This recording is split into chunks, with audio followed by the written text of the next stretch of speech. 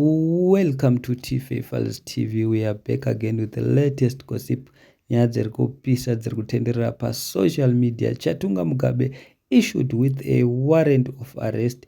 A National Prosecuting Authority of Zimbabwe, Bellarmine Chatunga Mugabe defaults court. Chatunga Mugabe, who was supposed to appear before the Beitbridge Magistrate Court today, was issued with a warrant of arrest after the defaulted court. Munongozviziva Mega Chatunga ane nyaya yake yakanetsa yalast time paakamiswa nemapurisa, akatuka mapurisa, akadedzera kuti munondiziva kuti ndiri ani here inini, handifanirwi kumiswa, akadzimara asungwa mushure mekunge paakazobisa banga akabata mupurisa nekola. Saka zviri kunzi anga achifanirwa kuti aapie kukoti but haana kuendako, saka he is issued with a warrant of arrest. Handizivi kazi munoti kudini azvo. Zviri kunzi the accused person is facing two courts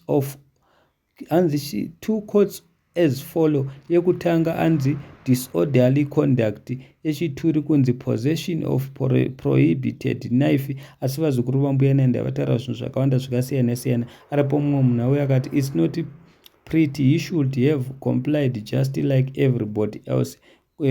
Kuti mwana wani hazvina basa izvo. Mumwe munhu auya akati these are trivial matters, let the young men be. Mumwe munhu auya akati if you are remanded for court on later date, appear and answer your charges. Police do not issue warrants, just be objective.